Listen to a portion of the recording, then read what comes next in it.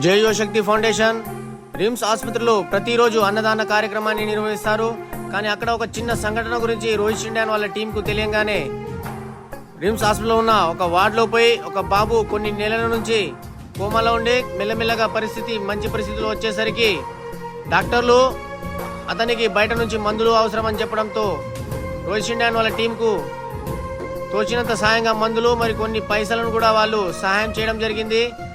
వాళ్ళ వివరాల్లోకి వెళ్తే మెట్పల్లికి చెందిన వారు చాలా నెలల నుంచి వాళ్ళ ఇల్లు స్థలాలు అన్ని అమ్ముకొని బాబు కోసం ప్రయత్నం చేస్తూనే ఉన్నారు. కానీ ఇప్పుడు వాళ్ళ దగ్గర ఏమీ లేక తినే పరిస్థితి కూడా లేక దాతల కోసం ఎదురు చూస్తున్నారు. మేమే అని కాకుండా మాలాంటి ఫౌండేషన్లు ఇంకా ముందుకు రావాలి, పేద ప్రజల కోసం సహాయం చేయాలని చెప్పేసి మాదొకటే చిన్న కోరిక. మీరు కూడా మేము నడుస్తున్నామని చెప్పేసి కాదు, మీరు మాతోటి నడవండి. వాళ్లకు చాలా అత్యవసరం.